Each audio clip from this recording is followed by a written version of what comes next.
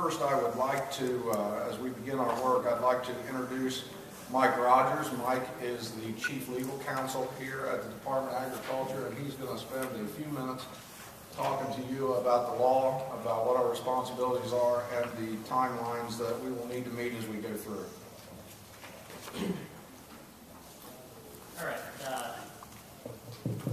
Thanks, Director Daniels, and happy Halloween to everyone. As the Director said, I'm Mike Rogers. I'm the Chief Legal Counsel here at the Department of Agriculture. Director's asked me today to talk to you guys about basically two main things: the role of the advisory board and then the statutory authority of the board. Up on the screen, you'll see we've got the members of the board. There are 4 ex officio members, and then there are 13 appointed members. 11 were appointed by the governor, and 2 were appointed by the leaders in the legislature. So the revised code says that the board has to have 3 regular meetings every year. We can have more meetings than 3, but we have to have at least 3. I suspect over the next few weeks you'll probably hit 3 pretty quickly because there's going to be quite a bit of work to do. A quorum has to be present for the board to have a meeting and to take an action. And then the Dangerous Restricted Animals Advisory Board, again, 3 meetings and acts only if the quorum is present.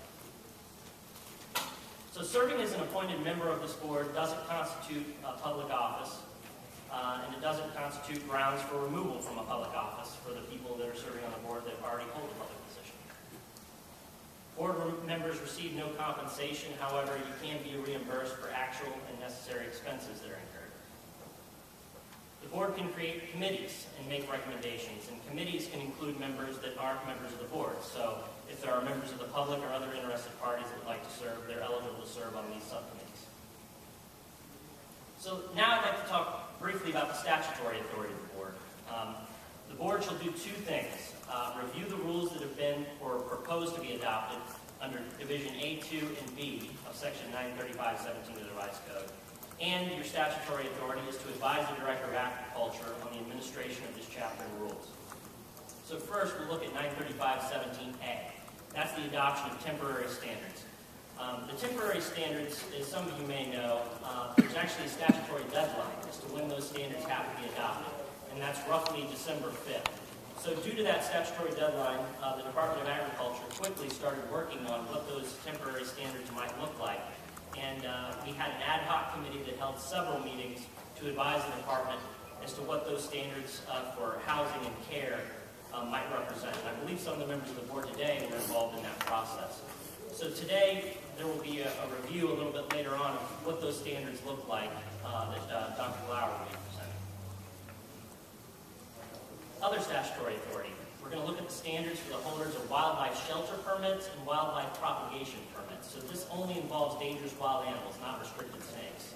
And it also only involves the dangerous wild animals that are in C1 through 19, which excludes some of the primates that are listed in the bill.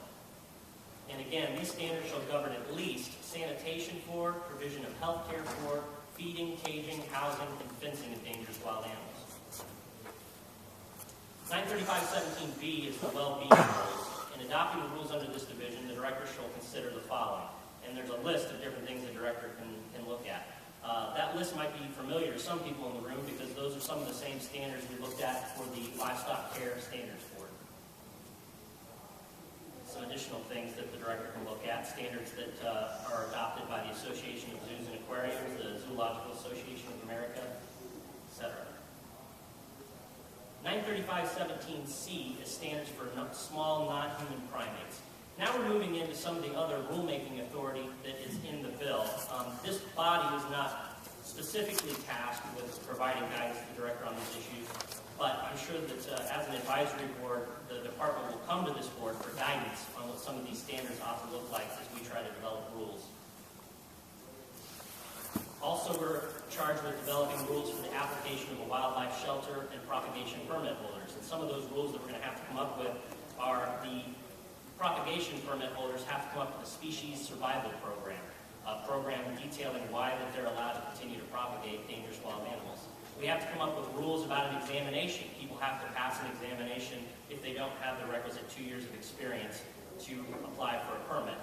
And then we're going to have to administer that examination. So we'll have to develop rules here at ODA to talk about how we're going to administer that exam.